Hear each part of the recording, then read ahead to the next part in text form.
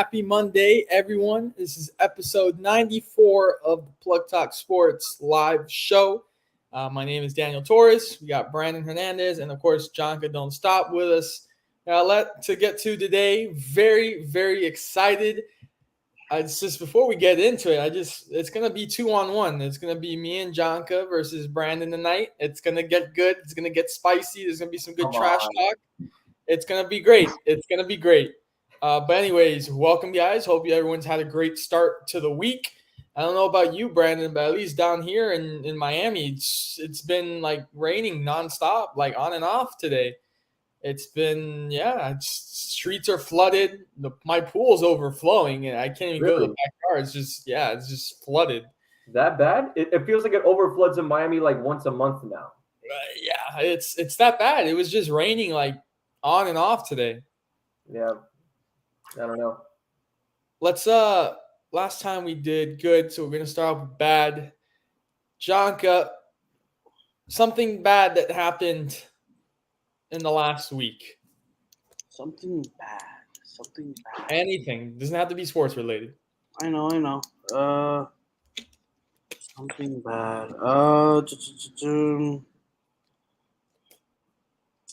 Man, that's tough. I probably had pretty much a good week, but I guess it would just have to be. I know we're gonna get into it later, but I guess it would have to be Jordan Poole and Klay Thompson dropping a major dookie on the court. Oh, I can't wait to get into that too, because I disagree with a couple of your statements as well. I can't wait to get into that as well. Brandon, bad thing. Unfortunately, and I'm pretty sure a lot of people who wear contacts, glasses, and just in general have some issues with their eyes, like myself. I ran out of contacts, and I don't know what to do. I have no idea what to do. I'm in an environment where, like, I haven't gotten contacts in about a year, so I don't want to get an eye appointment. I know I have insurance. Someone said you can get contacts at Target. I don't think that's true unless there's somebody in the back, but I'm kind of struggling right now. This is kind of the worst week because now I got my pair of contacts. I got 1 day left. You know what I mean? So, like, I got to choose one good day. Can you see without those glasses? Like, you take those glasses off right now. Can you see? No. Oh, no. I'm blind as a bat. If I take these glasses off, it's a Mario game. You know what I mean? Like, everything's pixelated for me. Oh, man. That's funny. For me, let me get into it. You guys remember about 2 weeks ago, I missed the show. I was not on the show, and I remember Brandon stated it was personal reasons, family reasons. I've been quiet about it. But my grandfather has battled ALS for 9 years now. That's a non-curable disease. And what happened 2 weeks ago was that he fell unconscious. Like, he just was unconscious and was not responsive. And they took him to the hospital. He had a glucose and sugar episode where he just, the sugar went down and he just passed out. But ever since then, it's been kind of shaky. He ended up going back from the hospital. He was there for like 3 days, went back to his house. And the way that disease works is that it starts paralyzing everything in your body and starts taking out, from the inside as well, internally, all the organs and stuff like that just stop working, until finally it defeats you. So lately, it's the disease he's had it for 9 years. But the disease is finally starting to progress to the upper body. And he got pneumonia because his lungs weren't working properly and he got water in his lungs. So he was not doing well for a minute. We really thought, this was going to be it. He also cannot really, eat much because he cannot swallow because the disease takes his ability to swallow. So at this point in time, he's starting to eat from a feeding tube to help him eat. And he just doesn't want to, get out of bed. He just looks tired. He's in the hospital right now, but glory to God, last night they took an X-ray and there was no water or any liquid in his lungs. Wow. And he was very alert. I talked to him on FaceTime, and funny enough, the guy told me, he was like, "Hey, the Marlins won today."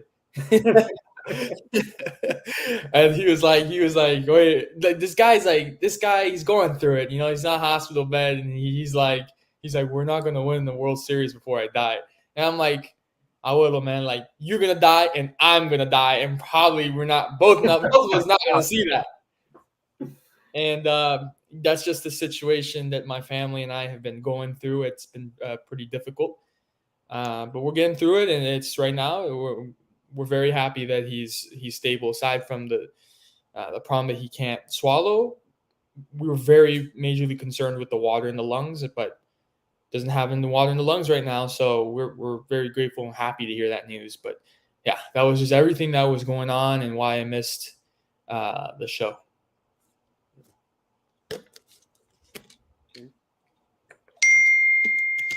So let's get to some good news. Jonka, can you give us some good news? Okay, I got some good. That would be good. Okay.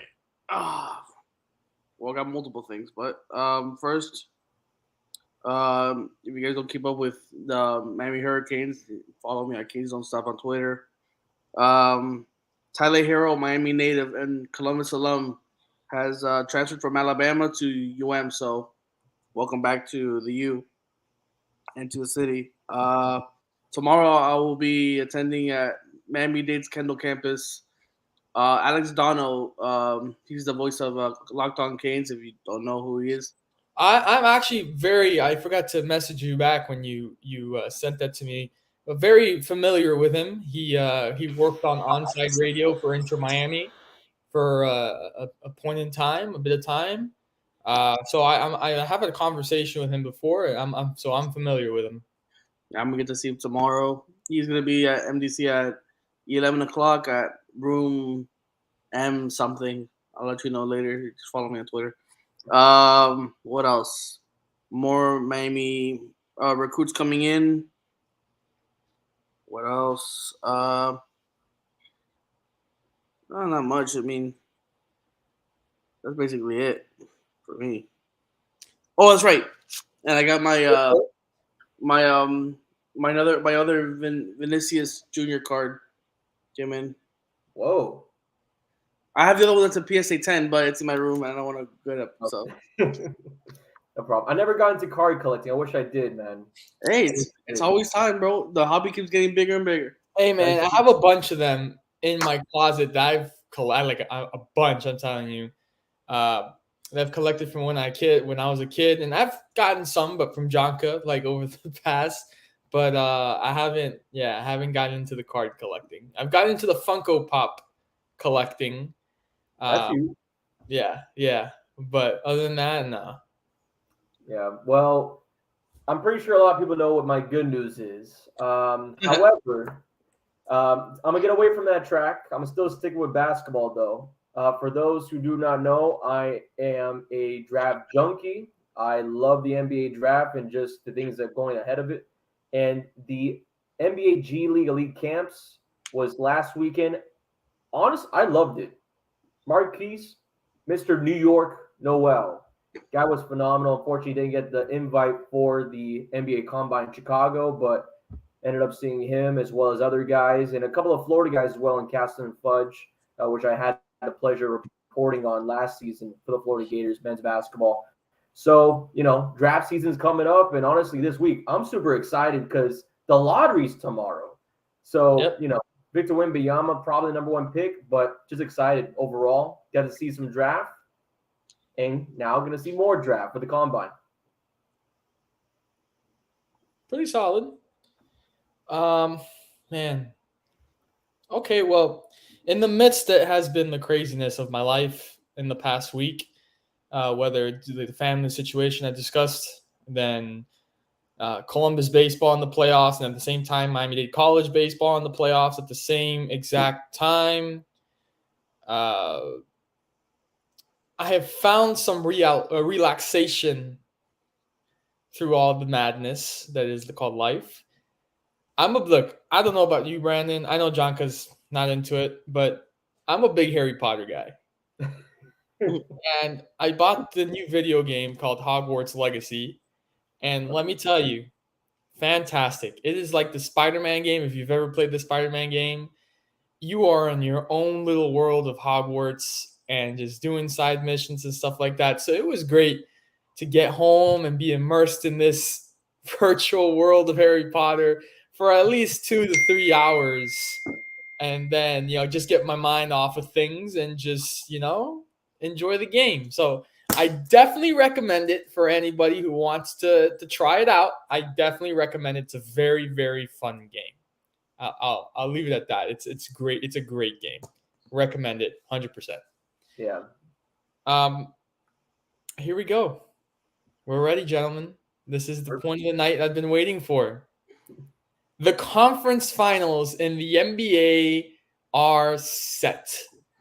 And we have to start with the Eastern Conference because I'm not going to make us wait for this one. The Miami Heat, meaning me and Jonka, are once again going toe-to-toe, face-to-face with Brandon and his Boston Celtics. The Celtics taking the Philadelphia 76ers in Game 7. Jason Tatum, 51 points, which he won't be shooting like that again on Wednesday night. I will say he will have a game like that in the series probably, but it won't be Wednesday night. After you shoot it, you shoot that well in one game, you don't do it again the next game. Look, Jimmy said last year when the Celtics eliminated the Heat in Game 7, he said, don't worry, we'll be back here in this same spot next year and we're going to get it done. In that moment, you're like, okay, yeah, let's hope so. Yeah. Well, not going to lie, went through the season and I was like, this is not going to happen. I want to say I'm a true fan. Jonka's a fake fan, didn't watch one single regular season game. Came to playoffs there, he started doing well and just jumped the board. So it doesn't count. I did what most fans couldn't do. If you're gonna give me trash, then I'm not gonna support trash. Hey man, this is where I will back up Brandon. The Celtics can have trash teams, but those Celtics fans will be fans to the very end. Even their team is trash, and that's what just makes you a typical Miami fan. I didn't see any of you go to any Marlins games when they were dog shit. Oh. What do you mean? How can you not go to those games? They're like $8. 2 years ago, nobody was going to a Marlins game because they were trash. 3 years I've been to a Marlins game the last 3 years, at least once. What are you talking about? Once, Raul, once. That's what it is? Once? Hey, I went more than you. Okay, yeah, so what? I don't go to Marlins games. Well, you're talking trash, and I went. Okay. This is where I will back up Brandon and say that Boston fans are better than typical Miami fans down here. That if their team's not good, we're not watching. Look, I think we're getting off track here. I think we need to realize, and again, this is going to be heavily opinionated because I know a lot of people have an opinion about this. But in the 21st century in the Eastern Conference, this is the best rivalry. It is. The Eastern Conference. So Miami Heat, Boston Celtics, for the third time in the last 4 years, meeting at once again Eastern Conference Finals. Doesn't matter how they meet, whether that be from a pandemic in the bubble in Orlando, Disney World, or whether that be an 8 seed going against a 2 seed. We got different teams every single which way, but something still meets in the middle. Jimmy Butler, Jason Tatum, and of course, you also got yourself Jaylen Brown, Marcus Smart, Bam Adebayo is also going to join in the bunch. I mean, these are really teams that have been building over this stretch. But before I do want to jump into this series and kind of break down, I do want to say one thing about Game 7 from Tatum. 51 points, crazy enough. Most points scored in Game 7 in a postseason. Like basically breaking Curry's 50-point they had against the Kings a week or two, which is insane if you think about the scoring in this, not just the playoffs, but also the series. James Harden, 2 40-point games. He had 9 points in Game 7. And I just thought he looked scared throughout that entire game. He didn't want to be a part of it when the Celtics were actually like pushing through after PJ Tucker had those back-to-back corner threes wide open in the first half. I mean, it was unstoppable. The defense, Al Horford, Platinum power at full power against Joel Embiid. And now the Celtics, now I'm going to go jump into the Miami series. You go against a team like Jimmy Butler. He's been kind of regressing in the sense of production, at least. He's been regressing a little bit going back into later part of these playoffs where you have guys like Gabe Vincent, Kyle Lowry now stepping up, and also huge pieces off the bench. But what I'm really curious about, because the Celtics defense, who was a top 3, top 5 in the NBA going into the postseason, has kept that going into the Eastern Conference. So the only question I have for the Miami Heat, and of course for those people who are listening, for this panel, for the Miami Heat, is it going to be more of an offensive series where you have the match with Jimmy Butler getting 50 points or whatever, or do you think defense will provide for Miami? I want to say the fact that Giancarlo told me, and I don't know if Jonka, you want to dispute this. You told me this. You told me, this is basing off of what Brandon just said. You told me a couple of weeks ago, I think when we were in Marco Island, that the Celtics defense is not what it used to be with Udoka. True. Yeah, I don't see the same toughness that Udoka gave. I don't know what it is. Maybe it's the coaching style he had, the more aggressive play calling. But I could just see a difference between last year's and this year's. I don't know what it is. You could just tell. I don't know, the mannerisms, the way they carry themselves on defense is not the same. I think Brandon, I think he's shaking his head. He sees it. No, yeah. I mean, but I mean, of course, obviously, from Ime Udoka, who was a defensive powerhouse when he coached the Celtics, the switch to Joe Mazzulla. I mean, Joe's an offensive guy, right? Like, he had Al Horford starting the first 4 games, and then he realized we actually need a little help defensively in our starting 5, and he put Robert Williams for the last 2 games, and look where we are now. Celtics locking down Joel Embiid for the last 2 games. I don't think he got more than another 30-piece, 25-piece, what have you. And, maybe the intensities kind of switch. But, of course, a team like the Celtics were, and especially throughout this entire series in the second round against Philadelphia, if the offense is shooting poorly, the defense is just going to be lacking its own confidence. And through the ending of Game 6, the confidence honestly switched after Jason Tatum went, the last 4 minutes, 12 points, back-to-back threes? Yeah. So, again, as Jonka, I totally do agree with you. It's not the same intensity that they have under Coach, Udoka, but with Joe, I think Joe's kind of figuring it out himself. It's his first year as an NBA head coach. And again, in the postseason, especially this deep, I mean, you got to make some roster changes and make the right ones. Okay. Here's my, John, before you go, here's my take. I will say Bam Adebayo is starting to step up. We saw that in this series with New York, starting to get aggressive. He's historically done well against Boston. At the beginning, I said in the chat, I want Boston. In the beginning, I wanted Philadelphia. But the thing is, I like Bam, but I think he would have been eaten alive by Joel Embiid. And I was like, I started not to favor that matchup. I was like, I don't like that matchup. So then, the Celtics closed them out. But I saw a little bit of their struggles against Philly, and I was like, okay, I think we can take Boston now. So I want Boston. Give me Boston. We've got Boston, and it starts on Wednesday night. So my concern that I expressed to Jonka is all of the undrafted guys that we have. Will they be able to rise to the occasion that this is in the Eastern Conference Finals? Now, here it is. They've got this experience now because they were in this position last year against this Boston Celtics team, and they've been thinking about it all year. They wanted Boston back in this same matchup, in this same round. They wanted Boston. So I think they're going to be hungry, and I will make a bold prediction. I may be wrong, but I got the Heat facing the Lakers in the NBA Finals. And I think this is going to be a rematch of the bubble finals. This is what I think is going to happen. Do I want the Lakers in the finals? Absolutely not. I don't. I really don't. But I could see it happening. I feel like it will happen. And that's what we're going to get. And we're going to see that the bubble was not a fraud.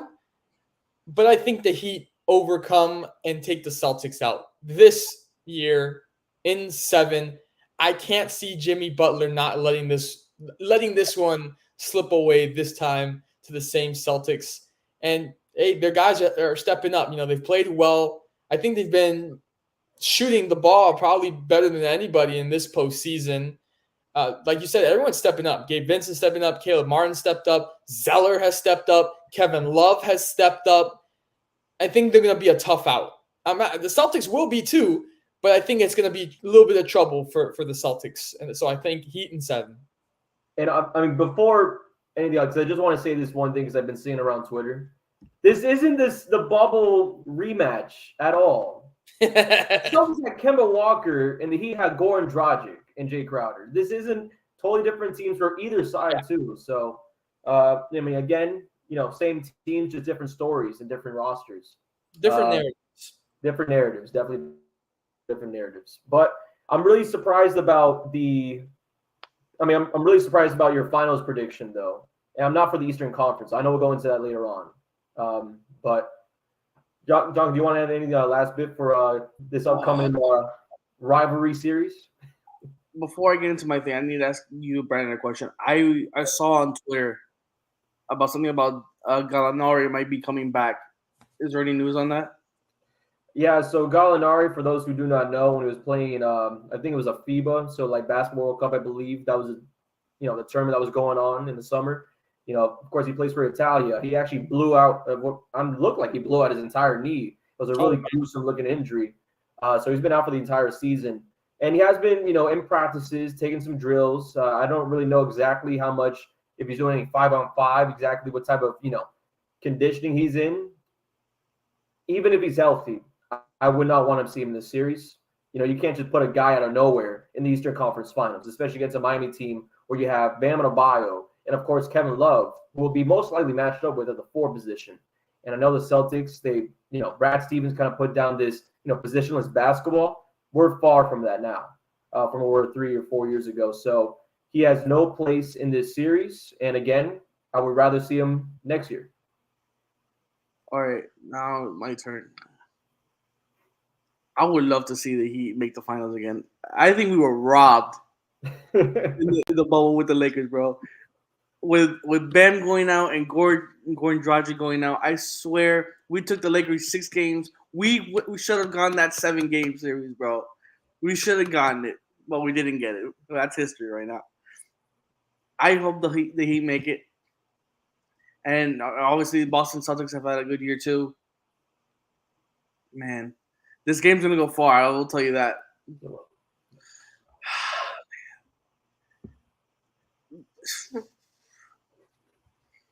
Is this hard to even think about, though, man? It's hard. Because, again, Miami, their situation, 8th seed, a play-in team that was just one loss away from not even making the playoffs.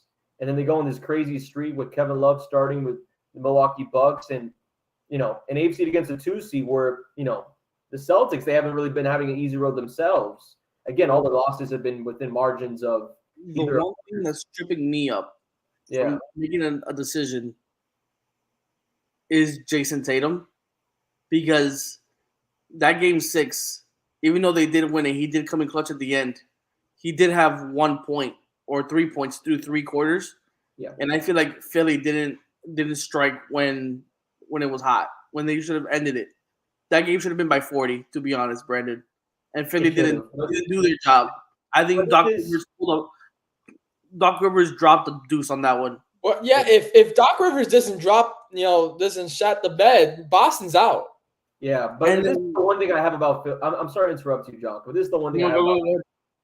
Because, from recent – before the series even started, I was on this podcast saying, Celtics in 5 or 6. Because Philadelphia, they have no depth. They have no guys who are consistent enough. Mm-hmm. When you look at the wins they had, game 1, Harden has to get 45, turn the clock back to 2017 just to salvage a last shot to get a game winner. Game 4, similar fashion to that game winner, 40-piece from Harden as well, in overtime. And then the only overall good game out of this series for Philadelphia, where you have Tobias Harris working, we have PJ Tucker working. I mean, that's game 5 in Boston, which again, incredible achievement.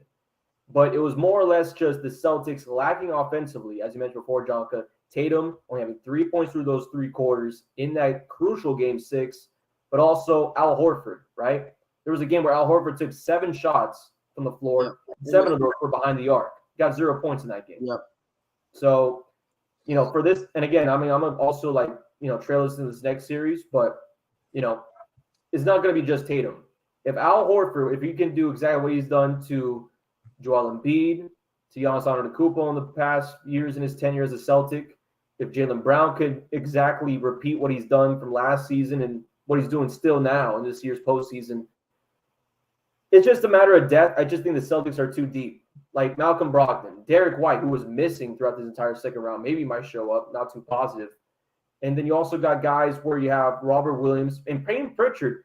I saw Payne Pritchard minutes, and I loved it in games that I wasn't even expecting to see Payne Pritchard, like game 5.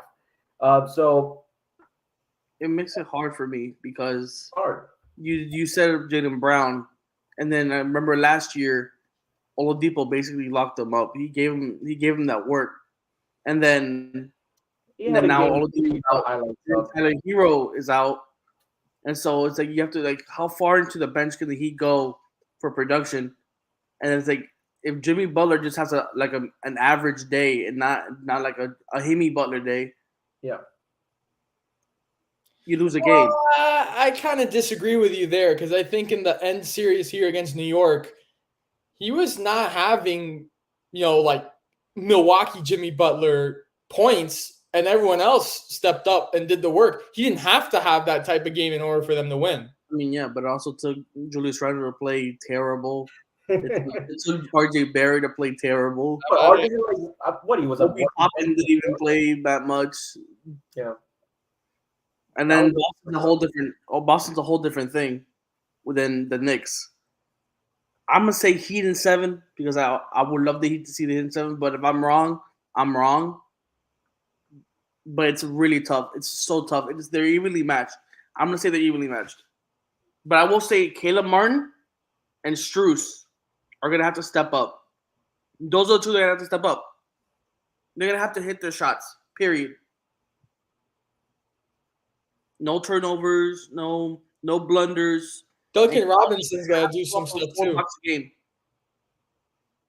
No, absolutely. And if we are going straight to predictions, obviously, as I mentioned before, Celtics got a lot of depth in them. It's really just games where the Celtics, they haven't been able to be efficient offensively to finish off teams, or you have a crazy 40-point game from somebody. In this case, we saw that last year with Jimmy Butler, and who knows? He's had a couple of games like that in the first round and the second. But as per usual, on schedule, a lot of teams, they come out of the arena saying, we won Boston, Philadelphia wanted Boston, Brooklyn wanted Boston, Milwaukee wanted Boston. And I'm pretty sure the Heat want Boston. So that can go both ways. Your fans were chanting at the end, beat the Heat. And absolutely. Let me tell you, the way the narrative has worked in South Florida, and this is not only going for the Heat, that narrative is not on your side, buddy. I don't know, but I'll tell you one thing, though. The Owls, the Hurricanes, they've all made the Final Four. Hey, Toronto Maple Leafs, they wanted Florida, and they got Florida. Boston, you want Miami? You got Miami. Facts. And we're going to the NHL one. I'm actually really excited for that one. But, just saying, a lot of teams wanted Boston. They got Boston. I got Celtics in 6. I'm expecting to really protect, Causeway. I'm expecting them to protect TD Garden. But game 3 or 4, I'm not too positive, but one of them will. That's a guarantee, in my opinion. One of those will go to the Celtics on the Heat floor. Okay. So, moving on to the Western Conference. Here we go. Denver Nuggets, Los Angeles Lakers. Man, the Nuggets, listen, I want to put my faith in the Nuggets. Jokic just had a hell of a year. But just something sits with me that if AD can stay consistent, which look, he's had off games in this playoffs, but I think he's been more consistent through the playoffs than inconsistent. If he can stay like that, I think the Lakers make a good case. Me, you, Brendan. Look, you guys know how I feel about this Denver team. This is Yeah. the best Denver team I've ever seen in my lifetime. Yeah. And the only thing that gets me questioning is just because Jamal Murray will be a game time decision for game one. And that's kind of like the second head of that snake for the Nuggets when it comes to superstars. But, Yeah. you know, Aaron Gordon, Michael Porter Jr. has been really phenomenal throughout these postseason. And I mean, they even got guys like just Aaron Gordon, who has games. And, you know, stuff like that where they have so much, you know, as I mentioned before, kind of a broken record, but depth and just the bench power. But for Jokic to have 50 points in a game and still pick up this Denver team, and of course, through a Phoenix Suns roster where Devin Booker had probably, in my opinion, the best postseason numbers this season overall, compared to anybody else in sense of efficiency, what he was able to do against Denver's defense, and of course, Kevin Durant as well, working back and forth. There's not a question in my mind that, of course, this series could be going, you know, back and forth between the Los Angeles Lakers because the Lakers, their size and, you know, just in general, their speed and pace. Like LeBron game 6 could not be stopped against the Warriors. He could not be stopped against the Golden State Warriors. But the fact that LeBron James and the Los Angeles Lakers, who have this size and, of course, on a mismatch scenario, can dominate a team like the Warriors where they don't really have anybody else besides Kevin Looney.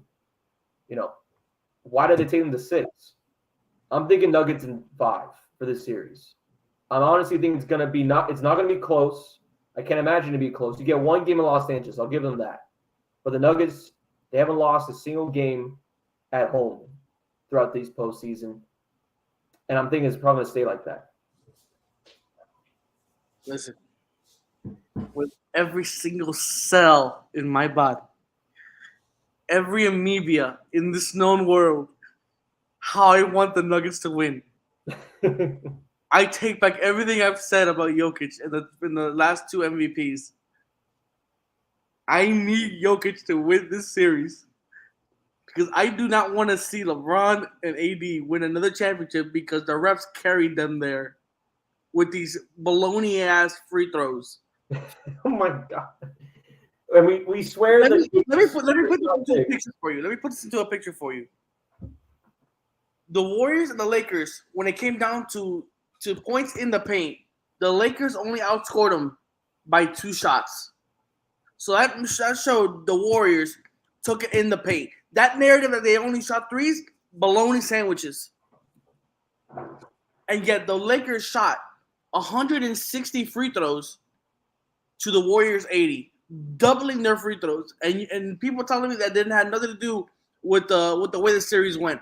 Nah, I'm sorry, I'm not buying it. I want the Nuggets to obliterate the Lakers. Send LeBron back to Cancun with Wade, Carmelo, whoever he wants. Banana boat crew. Yeah. Send them back with CP3 crying in the corner with KD. That's what I want. I want to see a Heat and Nuggets. I want to see Adebayo and Jokic. I don't even think Bam wants to see that. I was about to say, Brandon, I don't think Bam wants to see that. Yeah, I don't think anyone wants to see the Nuggets right now. Nuggets in 6, and they finish it in Game 6. No, my bad.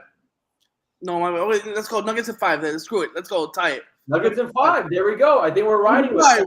Put the money line on, man. Listen to me. I feel it. I feel that the NBA wants the narrative of the Lakers to face the Heat in the finals. I feel it. What the Celtics? It's in the air. It's in the air. I feel it. Yeah, that'd be cool. But do you feel more the Heat or the Celtics? I think the Lakers Celtics would be more of a money creating thing. If the league were to create it. Again, the NBA is not rigged though, right? Oh, bro. It's not to get these guys out here with Scott Foster working the extender. Yeah, it's not the Jacksonville Jaguars schedule release, all right? But what I would say, as a fan of the NBA, I would love to see LeBron against Tatum in a Lakers Celtics type of finals. But again, this Nuggets team is ridiculous. Ridiculous. I don't think that, and never want to doubt LeBron. Anthony Davis, he's been pretty good so far in his health and, of course, production-wise. We've seen guys like Rui Hachimura who come off the bench who have just shifted games. Schroeder. That too. So you just never know. But I really do feel confident. If it's going to be anywhere, I think it's going to be 5 games, but I think it's going to be Nuggets finding the way out. I'm fine. I'm going with the Nuggets. We got him. We got him. I'm going to go with the Nuggets. I was only saying Lakers because I feel like it fits the narrative. No it does, but Lakers here. I'm telling you, man. So, guys, we have to. This is crazy. For the first time since 1996, the Florida Panthers are in the Eastern Conference Finals, and they'll be taking on the Carolina Hurricanes. Brandon, do we know when the start for that series is? I'm not too positive because, of course, Game 7 for the Kraken and Dallas Stars is going on right now. Actually, let me do a little quick score update. I watched the entire first period of that one. Actually, Dallas up 1-0 at home, a minute remaining in the second period. For the NHL itself, they don't really have anything in the sense of schedules done. Yeah. For the East, I'm not too positive why, but besides that, we do know it will be against the Hurricanes. And for South Florida fans who are familiar with that type of matchup, we don't really fare very well against Carolina. We don't. But the season is a little bit different. Panthers winning it out against Maple Leafs in 5. They won at Florida. They got Florida. We got T-shirts on it. I'm basically the first person in Sunrise buying that from the team store. And in general, for the Maple Leaf season, historic technically, first, second round appearance in a long time. But, hate to quote Shorzy here, the boys just, they don't hate losing. You know what I mean? Like the Maple Leafs just looked like they were ready to get their golf clubs out there in Sunrise, figure out, a little country club out there in Coral Gables. They just didn't look like themselves. And the Panthers, give credit to them. A couple of wins in overtime. They've been able to squeak out some games against the Maple Leafs and, of course, in the first round. So not the narrative you want going into the Eastern Conference Finals, but, hey, a team with grit. I mean, you saw Cousins' goal to finish off the series in Toronto. Yep. Dirty. That's the type of team we like in Florida. Hey, they just have seen throughout this postseason from the Panthers, even if they're just 2 goals down, they fight to the very, very, very end. And when the other teams, their opponents, let their guard down, that's it. They strike, they take advantage of their opportunity, and they're back in it. And to be honest, you can be less talented than the other team. But if you have that grit in you, it's going to be very, very difficult for a team to take you out. Like you said, Brandon, I wouldn't say Florida hasn't fared well historically with Carolina. It's going to be tough. It's going to be a toughie. Yeah. But you know what? I got the Florida Panthers going to the Stanley Cup Finals in 6. There we go. You're the rat. Come on. Yes, sir. And then on the other side, I think the conference finals in the West is going to be Dallas against Las Vegas. Yeah. That's what I like that. Yeah. And what I would say, because, the game hasn't ended yet. Who knows what happens with Seattle. Maybe they come back. But no matter what happens today, the Kraken have hell of a year just in general to beat out the Avalanche, the previous champions from last year, and then now to go to 7 games against Dallas, another big team in the West. It's a weird market in NHL right now. You got teams that are not even from the North going to be in the Western Conference Finals and, of course, in the Eastern Conference Finals. What's the most northern team? Carolina out of the Final Four coming out? It's ridiculous. So, Matthews in Toronto, they're going to be taking a little, bench time out there, probably in Cancun or whatever the hockey reference is, as everyone gets their, playoff beards going. Unfortunately, I had to shave mine. But, yeah, I'm thinking Dallas as well. I don't think that, Kraken, they've been able to get road wins easily out of nowhere for some reason. But I think Dallas, I saw that first period. The crowd looked like it was in it. They're probably going to be able to finish it off and unfortunately not be able to finish off in the Western Conference Finals against Vegas. I got Vegas probably winning that one if they do against Dallas. Yep, I agree. And Panthers, I got them in 5. Again, not blowing out teams, but they've been a little bit more aggressive. I think Carolina, after that New Jersey series, they're not really being tested that well. Similar to what Miami Heat and the Milwaukee Bucks series was going into it. A little NBA kind of reference right there for an NHL. But definitely got Panthers. They're looking to keep it going, keep the ball rolling to the Stanley Cup. Hey, I'm not going to lie to you. I don't know if you picked up on it, Brandon or Jonka, if you smell what I'm smelling, but a Las Vegas, Florida Stanley Cup Finals, that sounds like an excuse to take Plug Talk on the road and go to Las Vegas. That sounds good to me. A little like table press up in front of T-Mobile Arena. I'll take that. Hey, I'll take that any day. I'm always down for Vegas. And the Panthers Stanley Cup Finals against Vegas, I'm there. Book it. Oh, yeah. Guaranteed. We can do that. I just can't go to the game, though. That ticket's got to be at least $300, $400. Hey, that's fine. We'll stream on like 123streams.com right in front of T-Mobile Arena.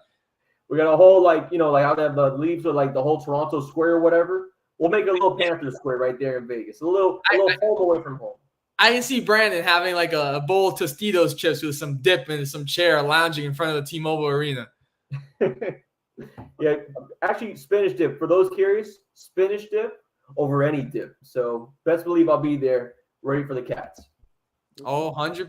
Jonka, you got any thoughts on NHL? Obviously, congratulations to the Panthers. We got this. But I'm not going to be the one to give a game total prediction because I don't want to mess with the juju. I'm taking game by game, as I've been doing this the whole time. I have not given any predictions. Smart. So I don't want to mess anything. I don't want to, say they go this way and they don't, and then I'm like, crap, I messed it up. So, but you said the Kraken are down 1, right, heading into the third. Yeah. I would like to see the Seattle Kraken. Just because it's a cool name and everything. So then they're brand new. So true. I think Florida needs to work on getting more power plays. I don't think we get enough. Yeah. Truly, to be honest, we don't get enough. Yeah, but not even at the refs. They just miss some calls though. They really do miss some calls. Which again, like you, me, and John, we went back and forth during the Game 7, the first round against Boston.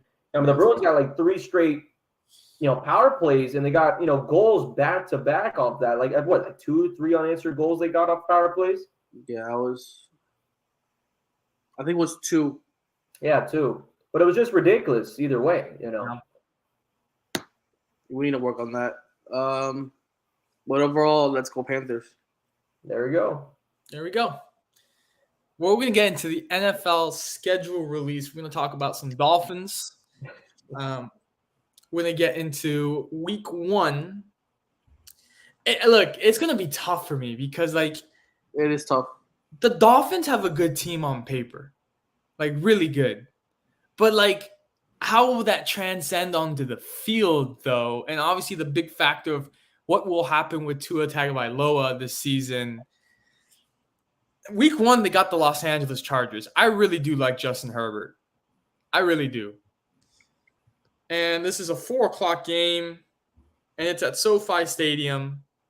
And they just got their new offensive coordinator, Kellen Moore. Yep, from the Cowboys. For me, I think the Chargers take week 1. I agree. You probably give them to that. It's going to be on the road, so. Week 2, though. Sorry to break your heart, Jonka. They face the New England Patriots on the road on Sunday Night Football. I get Miami coming up with the upset and getting that victory. I don't think it's much of an upset. We suck. But, sure.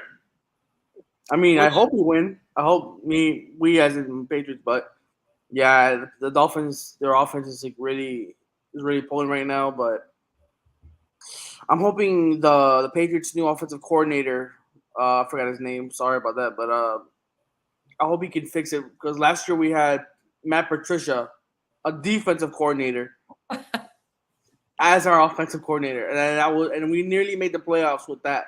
So I'm thinking we can hopefully we can improve. But yeah, no, the NFC East and the AFC East, their schedules are the hardest in the entire league. So this year is going to be tough for sure. But that's an L for me. No, yeah. I mean, Dolphins' second hardest schedule on paper Yeah, this season. It's ridiculous. So if you ask me, though, I mean, we're looking at this schedule right now. This, besides like midway through December, this is probably the easiest part of the schedule. So Dolphins, they need a win, and they probably will win on the road against the Pats. So that puts them at 1-1. And then they come home to Hard Rock Stadium, and they welcome the Denver Broncos. I think Miami takes that one. Yeah, this shouldn't be long. Like, I mean, they did get Sean Payne, so they got a whole new coach, and Sean Payne is basically a winner, and his defense is not bad either. So they couldn't win with Russell Wilson. I think that Denver themselves, and I hate to say this about the Denver Broncos because really cool franchise. I love them when they had Drew Lock. Unfortunately, they don't have Drew Lock no more. I just don't see them going on a crazy rebuild immediately, winning games. You know what I mean? It's not going to be an automatic spark for this team with Sean Payton. So I got Dolphins in that one. So 2-1. Here's where it starts getting hard. Orchard Park. They go up to Buffalo. They play the Bills. tough. I got to give that one to Buffalo. Yeah, I'm not giving that one to Buffalo at all. I mean, just say what you want. You're not? What you want. I'm not giving that one. Like, say it out of spite, say whatever you want. But the two times we faced against the Buffalo Bills, the last two games, the three games last season, what we looked at? We looked at the last defensive stands for the Dolphins to be victorious in Miami. Then you go travel to Buffalo in the icy cold and the winter snow, and you had the lead for a good amount of time, but then Buffalo last-minute field goal to win that game. And in the playoffs, Skylar Thompson, Kansas State 7th round, the third-string guy that season, almost got his pass in the wild card against the Buffalo Bills. If you ask me, Buffalo's been kind of regressing recently. I mean, they had a really great draft class, I think, this year. But the Miami Dolphins, man, they've been getting closer and closer every single year. I think this is the year. I think they get that win against Buffalo. Okay. Then we got the New York Giants. I think the Giants are going to be a lot better this year. I think we already saw the improvement last year. I think they'll be a lot better this year. But I still have the Dolphins beating the Giants. Same here. So then we go to Carolina. I got Miami over Carolina. Shouldn't be too hard. Again, we'll love to see Bryce Young, though. Not going to lie to you. Unfortunately, you're not going to see Bryce Young a lot making throws, probably getting sacked. So that's the type of game he'll probably have. So you're going to get a one-game skid here because I don't think the Dolphins beat the Philadelphia Eagles. That'd be a nice game. I'll definitely watch that game for sure. For sure. Yeah, that's going to be – I hate to say it like this, but probably the first slaughter of the year against Miami. That's going to be a huge loss against Philly. Okay. Then we got the Patriots. I think Miami beats the Patriots again. Huge win. Huge win against the rivals, the last. And again, funny enough, this time not going against the Patriots in the last game of the season, which I love now. But, yeah, I got a win for Miami. So then you got a 9:30 a.m. game in Frankfurt, Germany for the Dolphins taking on the Kansas City Chiefs. That is a trap game. The Chiefs win that game. Yeah. That is a trap game. That is a setup. That is it's completely. The whole time Tyreek Hill was like, I can't wait to go back to Kansas City and beat them at Kansas City. And all of a sudden, it's in Frankfurt, Germany. No, baloney. Yeah. That's a Chiefs win. Yeah, Albeit and that- only the second year they're even doing this NFL Germany type of thing, which is great for the game. But Yeah. yeah, that is a. I don't think Miami wins a lot of those international games though. I think they got a losing record in that, so there's Yeah. no way they get that win historically and realistically. Then we got, after the Chiefs, which I got a loss to them against the Chiefs, they got the Las Vegas Raiders. I think the Dolphins come out with a win there. No, yeah, same here. Actually, for me, because for those who do follow me on this podcast, do know huge Jimmy G guy. Yeah. Follow him wherever he goes. Man, it's just a straight up winner. I don't know what Vegas really has in store. They've lost a lot of the core that they had last year, especially with Derek Carr now being with the New Orleans Saints. But this is going to be after a bye week at home. I think the Dolphins got it. But, only time will tell. I don't know how the Raiders are going to look like. We always have that one team in the AFC that just jumps out of nowhere. Could be the Raiders. Could be Jimmy G, bring with a winning culture. And they just picked up a new tight end in the draft. So they got Renfro, they got Devontae Adams, Darren Waller. Now, forget about it. Here's an interesting one. The New York Jets. It's interesting, but I don't know. I can't wait to see that game. Oh my God. I think it's interesting, but I think the Dolphins win. My God, man. Like, I'm telling you right now, it's like schedules like these where like I wish I was like back in Miami during the fall and all that stuff, because these games are just gonna be ridiculous, man. I mean, the Jets themselves, obviously you got A-Rod, Aaron Rodgers. Sauce is there. I think they honestly added more to their overall offense. But at the same time, EJ Moore is now gone after that deal for Aaron. So it's going to be really interesting in that first game. I mean, this is going to be midway. So we either know that the Jets are, an actual threat with Aaron Rodgers, or they're the same old Jets where you don't really have this team getting close to the playoffs or the postseason. They were last year. But again, who knows? It can't just be one guy changing the culture there. So I do have Miami actually winning that one on the road, though. I have a lot of faith in Miami. I mean, last year when we were on the road against New York, we had Teddy Two Gloves Bridgewater, doing his best. And actually, funny enough, and not saying it's going to get to this situation, but what if we have a Mike White, Aaron Rodgers game? The Broward kid returns to his old team in New York to defeat A-Rod, one of the best quarterbacks out there. Look out for that, I think. But yeah, I got Dolphins in that one, week 12. I got the Jets on that one. I think the Jets take it for the one game at home. Again, then Miami wins the other one at home. Yeah, next one should be a gimme. I mean, you can say, "Oh, we're being disrespectful," or whatever, but I think the Dolphins beat the Washington Commanders. Yeah, that's Watch out for Sam Howell. Tennessee Titans. I think the Dolphins get that one.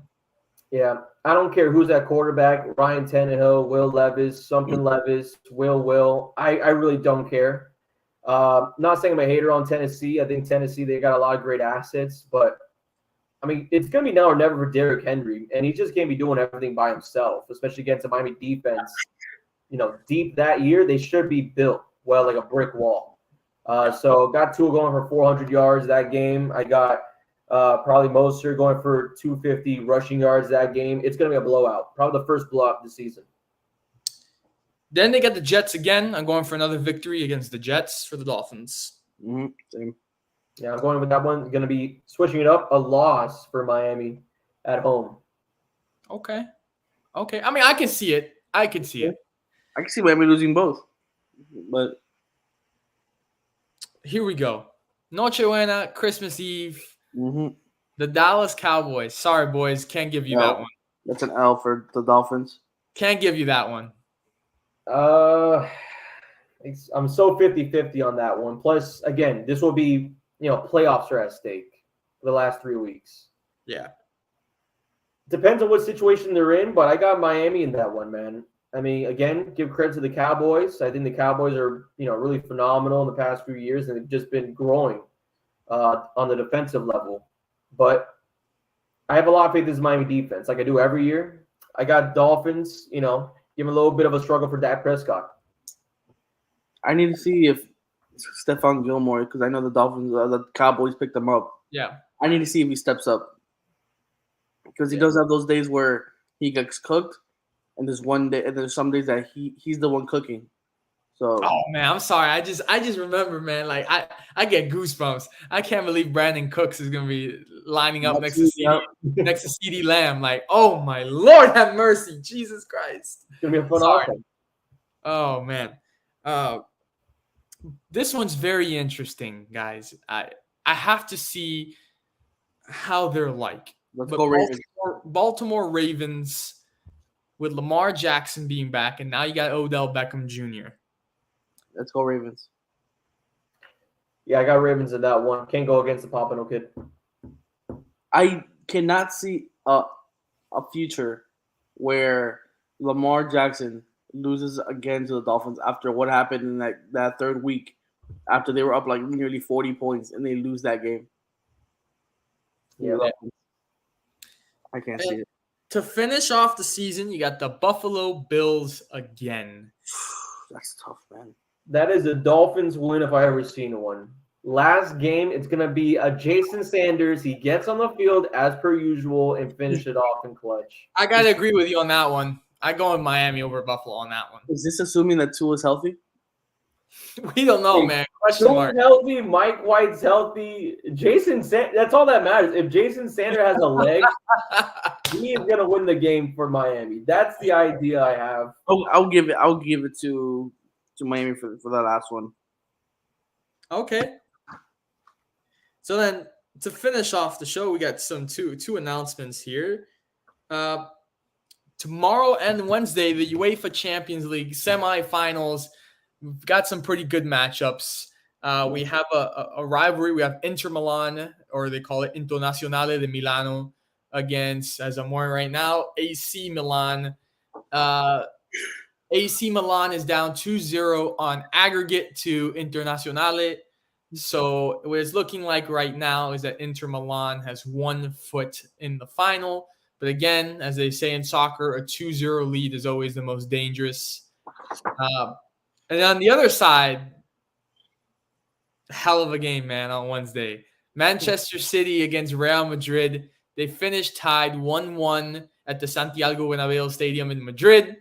This time it's going over to the Etihad Stadium in Manchester. Yep. Oh, man, it's going to be tough. I'm going to be on pins and needles for 90 minutes on Wednesday afternoon.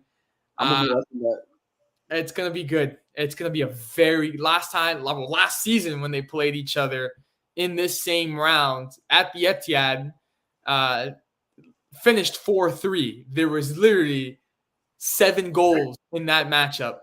But we'll see. We will see. But those are the semifinals. And then August 3rd, we have a pretty good fight. I wouldn't say it's like an amazing fight, but it's a fight that I'm interested in. Like, I would be interested in seeing. It's Jake Paul taking on Nate Diaz, the Stockton, California kid. Listen, I want Nate Diaz to bully the crap out of Jake Paul.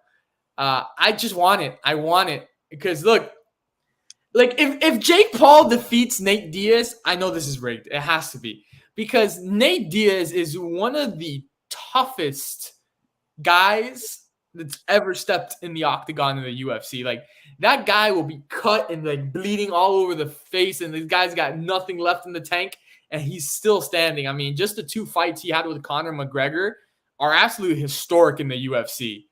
That was a dog fight back and forth. So just seeing how tough Nate Diaz is, like if Jake Paul beats him, like come on, it's rigged. Yeah. But like it's also like they're doing boxing. That's the one thing. Like he's going against former UFC fighters, and again, Nate Diaz. You just gotta love the tomfoolery, man. This man during the media said, "Oh, I gotta go take a piss or whatever." Walks off unannounced, whatever. Just Jake Paul. Is this guy serious? Is this guy for real? You know what I mean? He's already playing mind games. I just don't even think he's playing mind. I just think he doesn't care. You know what I mean? So, but yeah, I mean, this will be a huge. I'm hoping beat down for Nate Diaz because Nate Diaz. I mean, his media publicity right now, his PR team is doing some work right now in a better trending way. Yeah. for him being a fighter. It'll be tough for him to come back losing against Jake Paul. Yeah. John, you got anything on that? I mean, Jake Paul's had a bunch of fights, so he's gained the experience. He trains every day. I mean, Nate Diaz has also UFC experience. He has fighting experience, but as we all know, anybody can win a fight. You know, it just takes one shot anywhere, and you go down. So I won't say if Jake Paul wins and say it's just rigged. Yes. But is it also Nate Diaz doesn't really have boxing experience, as we saw with Conor McGregor and Mayweather. Conor was just he didn't have it was a completely different type of fight. The endurance was completely the opposite because obviously UFC it's 5 minutes, and then boxing is it's 3 minutes, but it's like multiple rounds. So your endurance has to be way better. So if Jake Paul wins, Vince McMahon's behind it. All right. I just love how Vince is always behind something. Like you might as well put him with the NFL or XFL or WW something. I don't know, but he'll find a way to rig it. Well, guys, that's going to do it for us tonight, episode 94. We appreciate you guys watching. Of course, keep up with all of our social media, Twitter, YouTube, Instagram, for all of our posts. Again, we thank you so much, guys, for watching and tuning in week and week out. We hope you guys have a great rest of your week, and we'll see you guys next Monday for episode 95.